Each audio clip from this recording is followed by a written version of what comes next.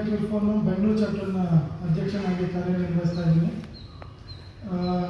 ಸಂತೋಷ್ ಕೆಂಚಾಬ್ ಅವರು ಹೇಳಿದಾಗೆ 20-21ನೇ ತಾರೀಕು ಶಿವಮೊಗ್ಗದಲ್ಲಿ ಡಾಕ್ಟರ್ಸ್ ಕಾನ್ಕ್ಲೇವ್ ಏನಾಗ್ತಾ ಇದೆ, ಅದರದ್ದು ಮುಖ್ಯ ಉದ್ದೇಶ ಹೆಲ್ತ್ ಕೇರಲ್ಲಿ ಈಗ ಸಾಕಷ್ಟು ಮೆಡಿಕಲ್ ಟೆಕ್ನಾಲಜಿ ಇಂಪ್ರೂವ್ ಆಗಿರೋದ್ರಿಂದ ಅದರ ಮೂಲಕ ರೈಸಿಂಗ್ ಹೆಲ್ತ್ ಕಾಸ್ಟ್, ನಾವೇನು ಬೆಲೆಗಳು ಈಗ ಹೆಲ್ತ್ ಕೇರ್ ಅಫೋರ್ಡ್ ಮಾಡೋಕ್ಕಾಗಲ್ಲ ಅನ್ನೋದೇನಿದೆ ಹಾಸ್ಪಿಟಲ್ಗಳಲ್ಲಿ, ಅದನ್ನು ಮುಖ್ಯವಾಗಿ ಹೇಗೆ ಜನರಿಗೆ ಕಮ್ಮಿ ಬೆಲೆಯಲ್ಲಿ ತಲುಪಿಸಬೇಕು ಅನ್ನೋದ್ರ ಬಗ್ಗೆ ಒಂದು ವಿಚಾರ ಸಂಕಿರಣ ಕೂಡ ಈ ಒಂದು 2 ದಿನದಲ್ಲಿ ನಡೀತಾ ಇದೆ.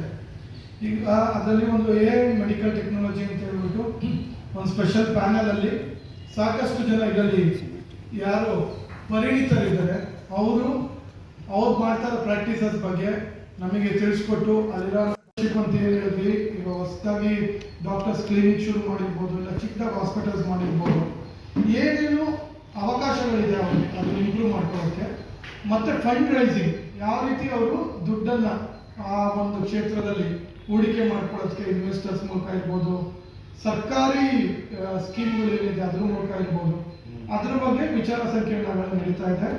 ಇದರಲ್ಲಿ ಸಮಾಜದ ಎಲ್ಲರೂ ಹಾಗೇನೆ ಮೆಡಿಕಲ್ ಹೆಲ್ತ್ ಕೇರ್ಗೆ ರಿಲೇಟೆಡ್ ಯಾರ್ಯಾರು ವೆಂಡರ್ಸ್ ಇದ್ದಾರೆ ಅಂದರೆ ಆ ಬಿಸ್ನೆಸ್ ಮಾಡೋವಂಥವ್ರು, ಅವರು ಸಪ್ಲೈ ಮಾಡೋ ಗ್ಲೌಸ್ ಇರ್ಬೋದು, ಇಲ್ಲ ಮೆಡಿಕಲ್ ಎಕ್ವಿಪ್ಮೆಂಟ್ ಇರ್ಬೋದು, ಅವ್ರು ಕೂಡ ಡಾಕ್ಟರ್ಸ್ನ ಭೇಟಿ ಮಾಡೋವಂಥ ಒಂದು ಕಾರ್ಯಕ್ರಮ ಇದಾಗಿರುತ್ತೆ.